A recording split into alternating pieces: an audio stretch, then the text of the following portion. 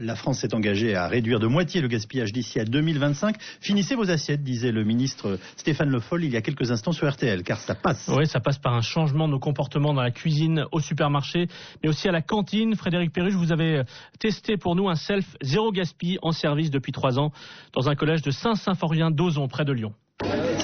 Ici, on ne parle plus de cantine, mais de restaurant scolaire, où le plateau repas identique pour chaque enfant n'existe plus. Les collégiens se servent en fonction de leur appétit, avec une seule assiette qui doit être terminée. C'est la condition pour qu'ils puissent se resservir. Voilà, j'ai pris une tarte à l'oignon parce que j'adore ça, avec 2-3 feuilles de salade.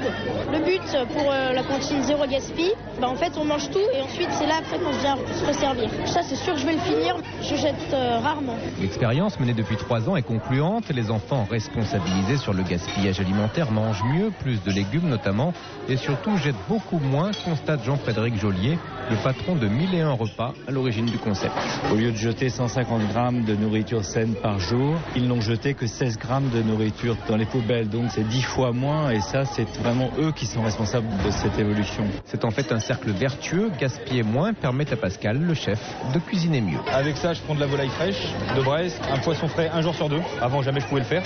Donc avec l'argent qu'on jette pas, on le réinvestit dans une qualité supérieure. Il faut évidemment sensibiliser les enfants pour réussir ce modèle zéro gaspille déjà adopté par une trentaine d'établissements scolaires. Frédéric Perruche, le correspondant de RTL en Rhône-Alpes. La France s'est engagée à réduire de moitié le gaspillage d'ici à 2025. Finissez vos assiettes, disait le ministre Stéphane Le Foll il y a quelques instants sur RTL, car ça passe. Oui, ça passe par un changement de nos comportements dans la cuisine, au supermarché, mais aussi à la cantine. Frédéric Perruche, vous avez testé pour nous un self zéro gaspille en service depuis 3 ans dans un collège de Saint-Symphorien d'Ozon, près de Lyon.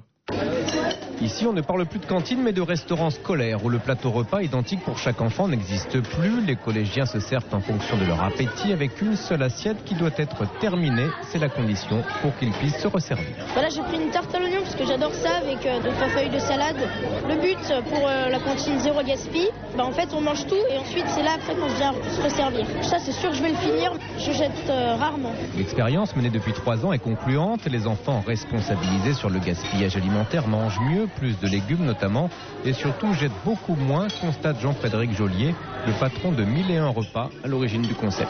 Au lieu de jeter 150 grammes de nourriture saine par jour, ils n'ont jeté que 16 grammes de nourriture dans les poubelles, donc c'est 10 fois moins, et ça c'est vraiment eux qui sont responsables de cette évolution. C'est en fait un cercle vertueux. Gaspiller moins permet à Pascal, le chef, de cuisiner mieux. Avec ça, je prends de la volaille fraîche, de Brest, un poisson frais 1 jour sur 2. Avant, jamais je pouvais le faire.